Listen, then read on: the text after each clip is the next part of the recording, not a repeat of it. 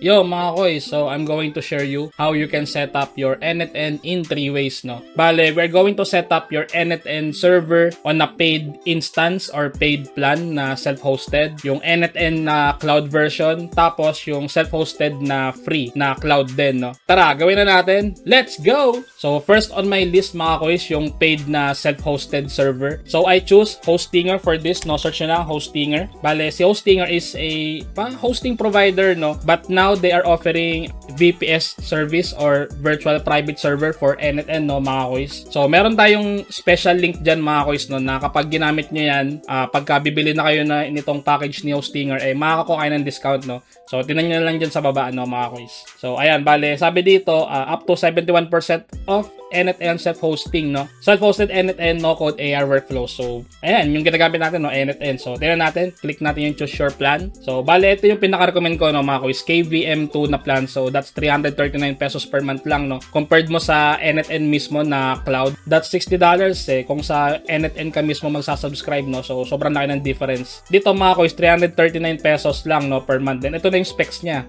So ayan, no, 2 vCPU cores, 8GB RAM, tapos 100GB NVMe disk space, tapos 8TB bandwidth. So sobrang bilis na yan for an NetN self-hosted, no, na VPS. So click mo yung choose plan. So ayan, bale, mapupunta ako dito sa cart obviously. Then siguro piliin ko muna yung 12 months. Kasi ayan na yung price niya, no. So that's 5,268 pesos, no. Pero meron pa tayong coupon code, no, mga koys, para makamenos ka pa ng 10%. So click mo yung have a coupon code, tapos lagay mo TechVA, ayan. Bali, ayan yung coupon code sa baba, no, mga koy. So, then click mo apply. So, ayan, as you can see, nakakuha ka ng discount, no, na 10%. Ayan. That's 4,741 pesos, 0.28 centavos na lang per year. Hindi nyo makakuha yung 10% discount, mga koy, kung 1 month lang yung isasubscribe nyo. So, sayang lang, no, and mas mahal pa siya. Unlike pagka 1 year or 12 months, kumpitin nyo na lang, no, kung magkano yan. So, nasa 300 pesos per month lang yan, no. So, hindi lang NetN server yung babayaran nyo dito. Meron din siyang libreng domain name, no. Ayan, kasama na yan sa plan. So, yung domain name, pwede nyong gamitin kung may portfolio kayo or pwede nyong i-connect dito sa mismong NetN instance nyo, no, mga koys. So, kapag okay na yan, scroll down ka muna, then select mo yung server. Malaysia, pinakamalapit sa atin. So, para mas mabilis. Tapos ito, NetN. So, click mo lang yan. Tapos, continue. So, pag okay na, mga koys, register ka lang, no. So, siguro mag-login ka na lang via Google, no. Tapos, enter email and password. Tapos, checkout ka, no. So, ngayon, mag-checkout muna ako, no. Ayan, mga koys, so, nakabayad na ako, no. So, click mo lang yung get started. So, ayan, bale, gagawin mo is create a root password. So, siguro, set ko yung password ko. Yan. Tapos, next. Additional features, libre lang naman daw tong malware scanner, no. So, i-ano nyo na, no, finish setup, sama nyo na yan. So, sabi dito, this will take about 5 minutes, no, mga koy. So, feel free to leave this page. So, pwede naman. Tapos, balikan nyo na lang after 5 minutes, no, mga koys. So, ayun, pag clinic mo yung lead kanina, mga koys, mapupunta ka dito sa window na to. Then, sabi niya, status is running. So, ibig sabihin, okay na yung ating server, no, mga koys. Click natin yung manage. So, tingnan natin kung working na talaga siya, no. So, skip, close. Bale, ito na yung ating NetN server na VPS sa Hostinger, no. So, para ma-access mo yan, copy mo to. Tapos, new tab ka. Tapos, type mo muna NetN. Tapos, tapos yung server address, no. Yung kaninang kinopy nyo, no. Tapos, so, ayan na. Yan yung NetN nyo, no. Yan, bali, next mong gagawin, set up mo yung email, first name, last name, saka password, no. So, setup ko na yung sa akin. Ayan, so, natapos mo na yung initial setup, no, mga koy. So, click mo na yung get started. So, bale, mag-listen dyan ng free license key dun sa email na sinetup mo kanina, no. So, click mo lang yung send me a free license key. So, tapos, obviously, punta ka sa email mo, no. Ayan, syempre, pagka na-receive mo na yung license key mo, no, syempre, copy mo yan, no. Medyo matagal lang siya mag-send, mga koy, so, hintayin-hintayin nyo lang. After nyan, balik ka sa NetN mo, tapos, punta ka sa, bale, click mo tong pangalan mo dito sa lower left, tapos, click mo yung settings. Tapos, enter activation key. Tapos, paste mo yun, no? So, activate. Bale, activated na yung NetN instance mo, no? You're on the community edition, sinasabi dito. So, ayun, mga kuys, that's it for our NetN server sa Hostinger, no? Na VPS. So, sobrang mura. 330 pesos per month. Tapos, meron pang kasamang domain. Tapos, pagka nag-subscribe kayo into 12 months, makakuha pa kayo ng 10% discount by using our coupon code, no? TechVA. Nakalagay dyan sa baba. Ideal to kung sobrang dami ng automation na ginagawa mo, no. or kung meron kang client na gustong mag-setup ng self-hosted server, ito yung pinakamura sa pinakasulit para sa akin, no? Meron pang free domain, no? So check nyo lang dyan sa domains nyo. So nandyan lang naman yan, no? Pero kung ayaw mo naman magbayad, no, meron pa tayong another way para makapag-setup ng self-hosted end-to-end na cloud, no? So, new tab ka lang, tapos search mo on Render. Bale, ito yung Render Cloud Application Platform. Gagawin mo is get started for free. Alam ko may account na ako dito. Click mo yung sign up, tapos sign in with Google ka para mas mabilis, no? So, pagkatapos mo i-set up yung account mo, bale, mapupunta ka dito sa on Render, no, mga koys. Meron kasi tong free plan no, kumpara sa Hostinger. Pero yun nga lang, syempre, libre to. Huwag mo i-expect na sing-bilis niya yung paid plan, no? So, expect mo, mga koys, mabagal talaga to. And maganda lang to kung gusto mong pag-practicean yung NetN. Hindi siya ideal for your client na, kunyari, ibebenta for clients, mga ganyan, no? Unless kung magbayad ka ng NetN na plan, pero mas mahal kasi sila eh. Nasa $20 per month yung subscription dito, so di hamak na mas mahal dun sa Hostinger, no? So, kaya, I suggest, kung gusto nyo mag-practice lang, mas maganda na rito, no? Sa on-render na free instance. Okay, so gagawin ko, since nandito na ako sa on-render, click ko yung create first project. So, yan. Project name, NetN sample, Koya RJ. Yan. Create. Tapos, create new service. Tapos, click mo web services. Then, click mo yung existing image. Tapos, type mo dyan, docker.netnio/netnio/netn: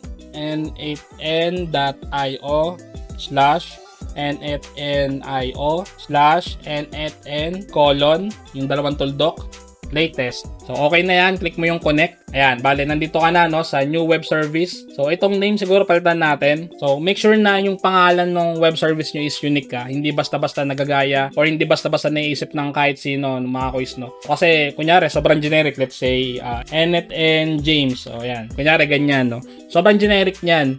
So, pagka-click mo yung deploy dyan sa baba, deploy web service, possible na hindi maging ganito yung URL nyo ng NetN nyo, no? Tapos hindi nyo makapansin, di ba? So, make sure na sobrang unique or hindi basta-basta may isip, no? So, siguro, ang pinaka-the best na combination, NetN, tapos yung first name saka last name nyo, no?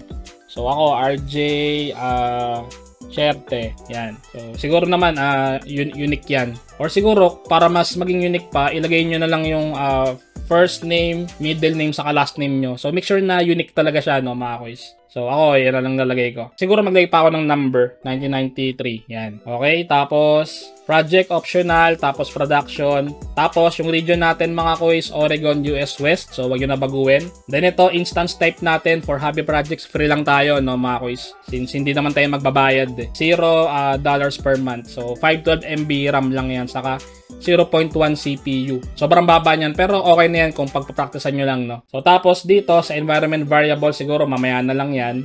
Click mo yung deploy web service. So, ayan, bale nagde-deploy na siya, no? So, habang nagde-deploy yan, click mo yung new tab. Punta ka sa Supabase. Yan, search mo. Tapos, click mo Supabase, no, mga kois. Tapos, start your project. So, ako kasi may account na eh. So, gagawin mo, gawa ka ng bagong account. Tapos, siguro, sign in with Google or sign up with Google.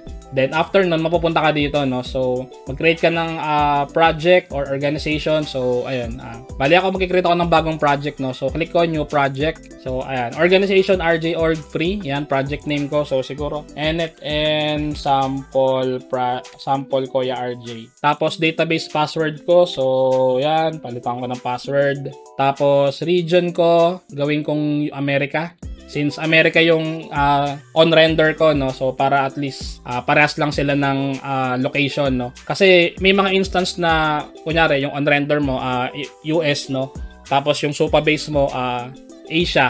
So, possible na magkaroon ng problema yon, mga kois. So, pag okay na, create new project ka na. Make sure na yung database password nyo, mga kois, tandaan nyo kasi kailangan nyo yan mamaya. Isulat nyo or i-take note nyo somewhere, no? So, para hindi nyo makalimutan. So, ayan, nandito na tayo. So, gagawin ko ngayon, kiklik ko yung connect. Tapos, next is, click mo tong method.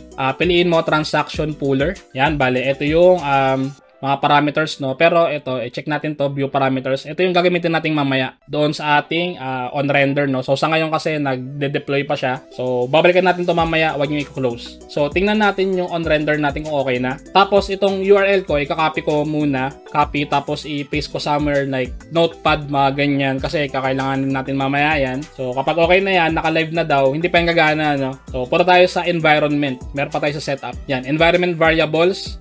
So, click mo yung add, new variable. So, kailangan natin ng 14 na variables. So, ngayon, meron tayong isa. Add ka lang hanggang umabot ng 14. So, that's number 2, 3, 4, 5, 6, 7, 8, 9, 10, 11, 12, 13, 14. So, ayan, 14 na yan, no?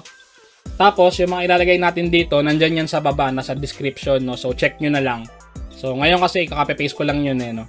So, gagawin ko NetN host, tapos NetN port, NetN protocol, node env, webhook URL, tapos DB Postgres database, DB Postgres host, DB Postgres password, DB Postgres port, DB Postgres schema, DB Postgres user, DB type, NetN encryption key. So, 13 lang pala, no? Bilangan ulit natin. 1, 2, 3, 4, 5, 6, 7, 8, 9, 10, 11, 12, 13. So, tanggalin muna natin to, hindi natin to kailangan.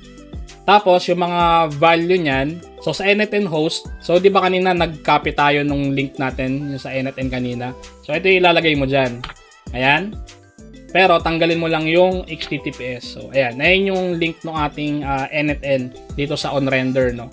Tapos, NetN port 5678, NetN protocol, HTTPS, node env is production, webhook URL, so yung kaninang kinapi ulit natin na link, kung ano yung link ng instance natin, no, yun nakikita natin dito, so ayan yun, webhook URL yan. So please keep in mind mga koisa, yung NetN host saka webhook URL, almost the same sila, kaya lang itong NetN host wala siyang HTTPS, no, saka walang slash. Whereas itong webhook URL, meron siyang HTTPS, no? So, ayan. Okay, ayan yung kaibahan, na. Okay, so, puro tayo dito sa Postgres natin. Ito yung Supabase natin, no, mga kois. So, kasi, yung Supabase is for database, no? Kasi, kung wala tayong database dito sa ating NetN instance, mga kois, tapos, nag-restart to, kasi pwede mo siya i-restart, Ayan, no? Manual deploy, tapos restart service. So, pag ginawa nyo yan, tapos walang Supabase, lahat ng workflows nyo mawawala. As in, magiging 0. Tapos, babalik sa starting point yung inyong NetN setup, no? So, maganda, merong database. So, kaya gumawa tayo ng Supabase, no? DB Postgres database. Ayan, Postgres. Copy mo lang.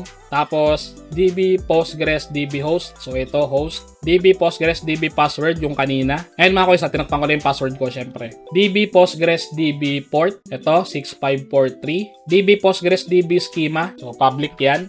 DB Postgres DB user. Ito. Yan. Tapos, DB type Postgres DB. Tapos, yung NetN encryption key, siguro mag-new-tab ako. Encryption key generator. Yan.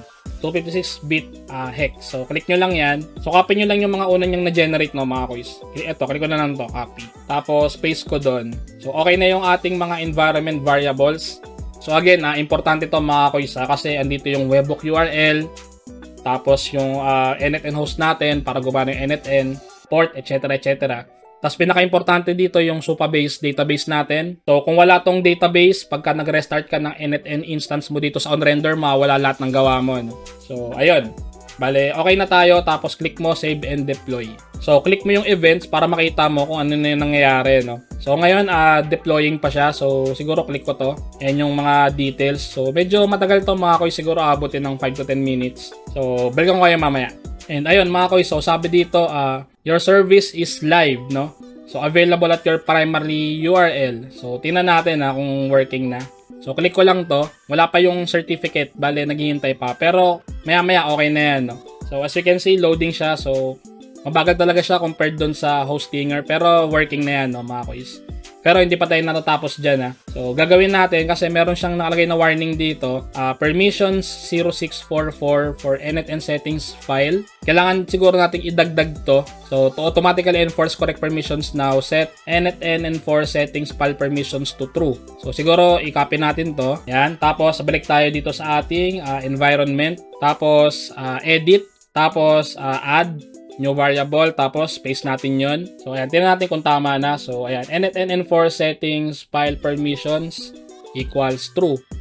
Tapos, save and deploy mo ulit, no? Bale, maghihintay ka ulit dyan ng mga 5 to 10 minutes bago yan mag-update. So, siguro habang naghihintay, ang gagawin ko is, balik ako dito sa aking events. So, as you can see mga quiz, may notice, no, nakalagay. Your free instance will spin down with inactivity, which can delay request by 50 seconds or more. So, ibig sabihin nito mga quiz, yung instance nyo or yung server nyo dito sa OnRender ng NetN, possible mag-slip siya, no? Or matulog pagka walang activity. What do you mean by that? So, ibig sabihin nun kasi, syempre, free lang to no? And then, sinashutdown kasi nila pagka walang activity para makatipid siguro sila sa bandwidth or something. Para ma-prevent yon yung pag-shutdown ng instance nyo na free dito sa OnRender, mag-set up tayo ng cron job, no, mga quiz. So, copy ko lang ulit to. Tapos, new tab ako. Tapos, search mo cronjob. Yan, cronjob.org. So, sign up ka lang kung wala ka pang account by clicking sign up, no? Ayan. Pero kung may account ka na, click mo yung login, no? So, login ka lang dyan. So, ayan. Andito na ako sa cronjob.org, no, mga quiz.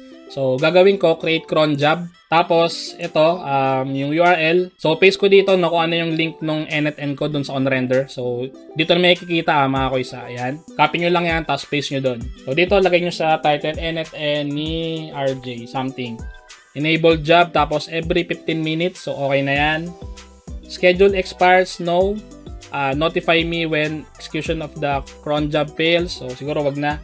The cron job will be disabled because of too many failures. So, siguro tanggalin natin yan para hindi siya ma-disable. Tapos, click mo yung create. So, yan. As you can see, mga koys, naka-setup na yan, no? Kung walang activity yung OnRender nyo or yung NetN nyo, ito yung magbabato ng bandwidth doon para hindi lang siya matulog, no? Para ma-detect lang ni OnRender na may activity yung server niyo doon sa OnRender or yung NetN nyo, no? Okay na yon. Tapos balik tayo dito sa ating OnRender. So okay na yung changes natin, na deploy na daw. So click natin yung NetN instance natin dito by clicking this link. So for now, habang nakikita nyo to, click nyo yung details, tapos this unsafe site, click nyo yan. Ayan, so iset up muna natin tong NetN natin dito sa OnRender. So siguro gamitin ko na lang yung same email na ginamit ko kanina sa Hostinger. Then siguro yung first name, last name, saka password, ganun na lang din. Tapos click mo yung next pag okay ka na, no? Ayan, so same lang naman siya, no? Kasi NetN rin naman to, no? So hindi hamak na mas mabagal talaga to kaysa doon sa Hostinger, kasi yung Hostinger nagbayad ko, So mabilis talaga yon, no?